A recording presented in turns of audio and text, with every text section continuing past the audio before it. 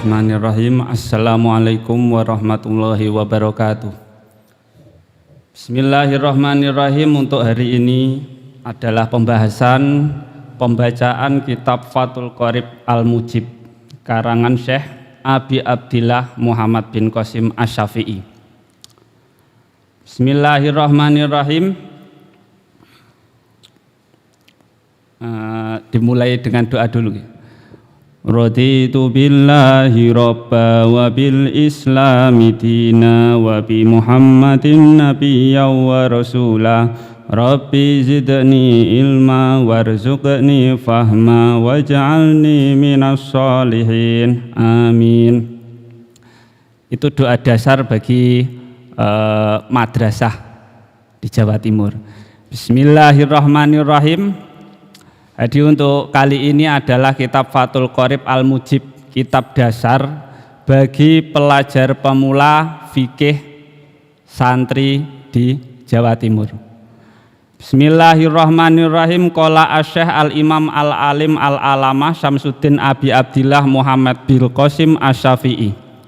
Taghammadallahu bi rahmatihi wa ridwanihi amin. Jadi sebelumnya kita harus tahu dulu yang hari ini yang kita pelajari itu kitab apa.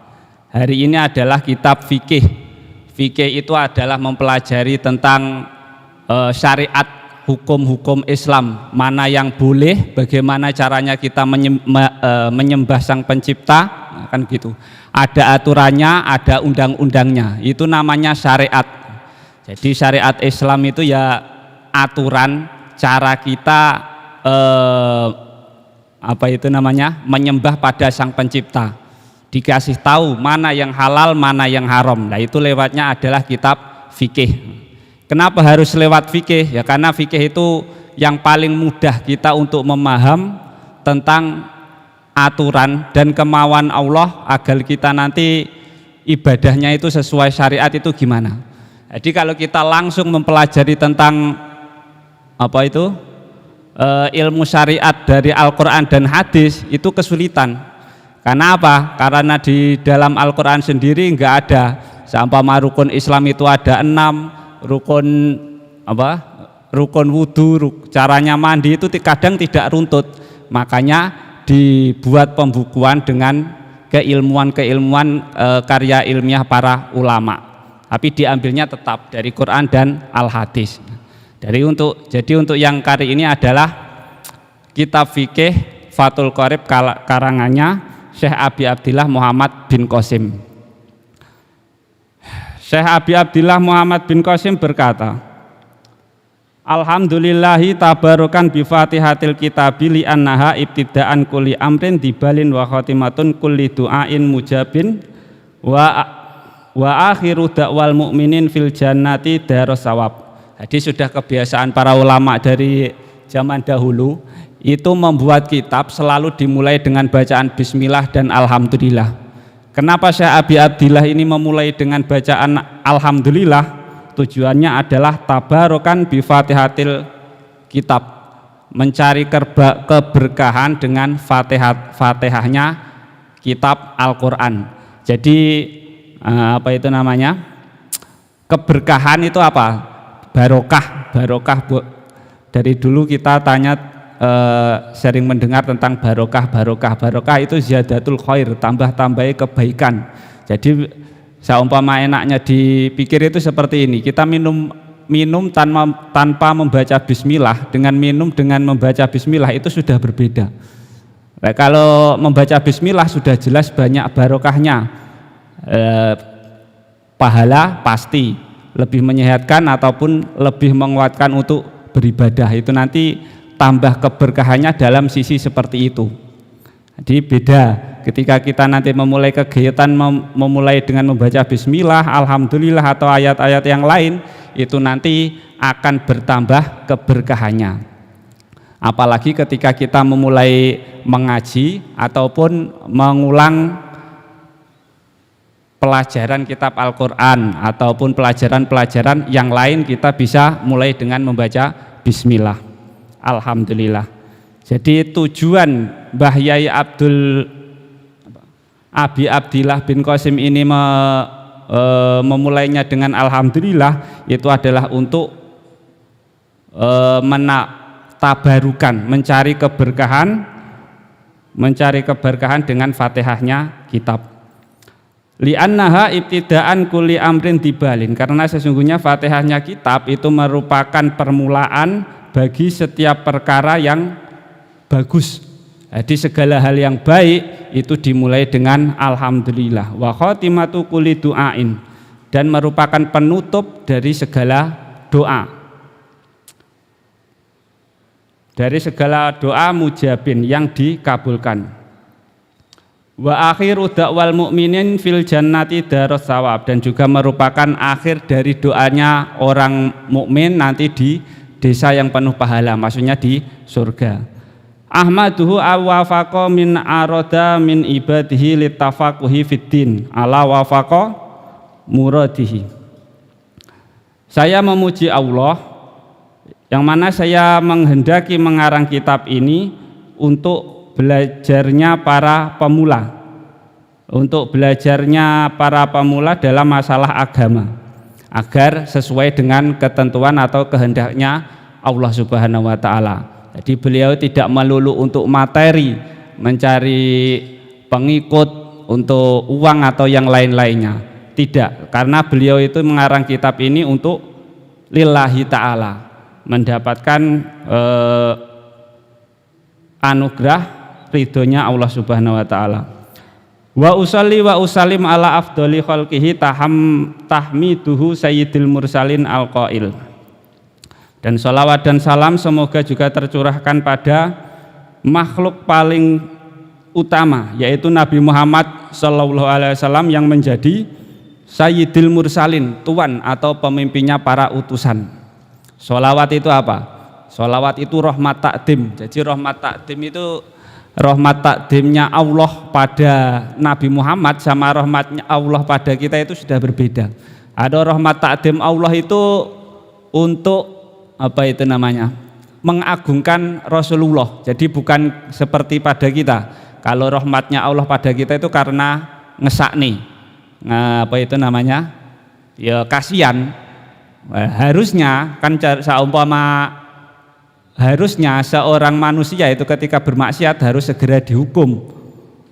Secara konteks, secara tekstual harusnya seperti itu, tetapi ternyata tidak, ditunda dulu oleh Allah, tidak langsung dihukum, ditunggu tobatnya kapan ataupun yang lainnya. Tapi kalau rahmatnya Allah pada Nabi Muhammad itu karena untuk pengagungan, karena saking senenge Gusti Allah, saking cintanya Allah pada Nabi Muhammad, maka disebut sholawat. Jadi rahmat Allah pada Nabi Muhammad dan rahmat Allah pada kita semua itu berbeda dari sisi seperti itu. Rasulullah bersabda, "Mayyuridillahu bihi khairan yufaqihu fiddin." Barang siapa yang Allah kehendaki baik, maka Allah akan memahamkannya tentang masalah agama. Berarti kalau enggak difahamkan tentang masalah agama berarti enggak baik ya. Ya intinya yang jelas ketika orang mau belajar agama, entah itu hukum syariat ataupun keutamaan-keutamaan yang lainnya itu, berarti orang itu otomatis sudah dikehendaki baik oleh Allah. Diridhoni. Ridho Allah itu apa toh Mas? Ridho itu apa? Ridho itu Gusti Allah senang ketika kita melakukan hal seperti ini. Jadi meskipun kadang tidak menghasilkan atau tidak, ya kayak tidak ada apa-apanya, tapi ketika kita melakukan dengan hal-hal yang dikehendaki oleh Allah baik, maka itu sudah pasti Allah itu ridho kan. Mayuridillahu bihi khairan yufaqihu fiddin. Barang siapa yang dikehendaki oleh Allah baik, maka dia akan dipahamkan tentang masalah agama. Jadi seumpama kita belum paham, berarti kita datang ke majelis, madrasah ataupun semua yang mendukung kita itu nanti untuk menambah wawasan tentang agama Islam. Cari saja itu sudah mendapatkan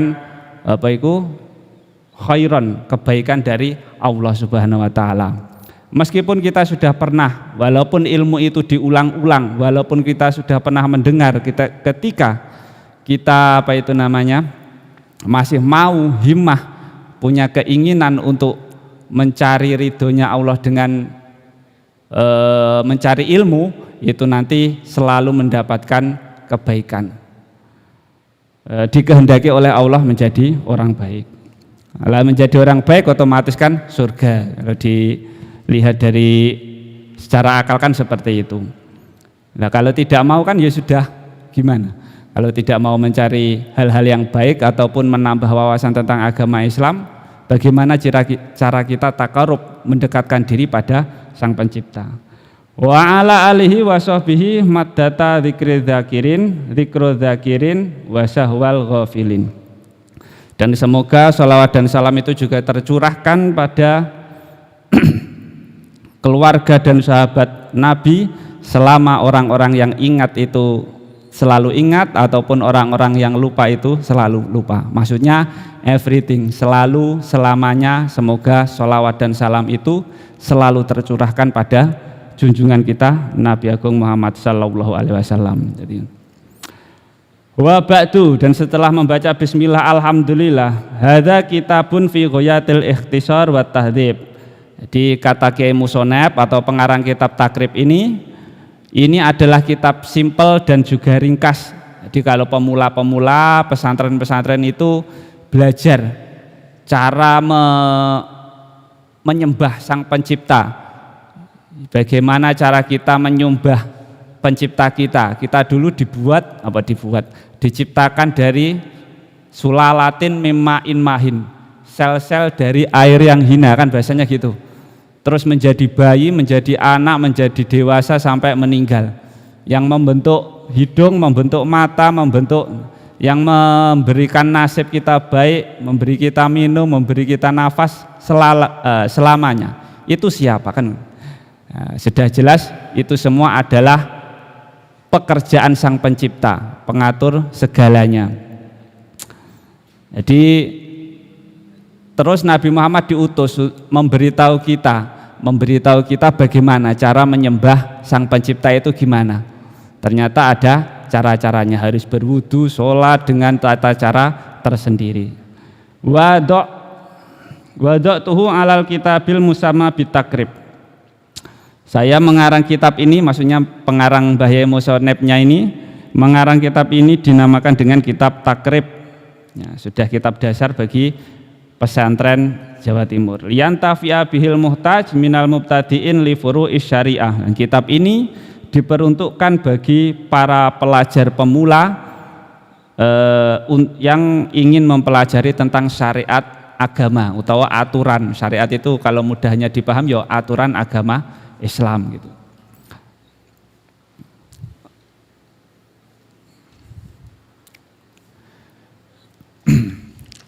Bismillahirrahmanirrahim. Ada sedikit apa itu namanya? Masukan.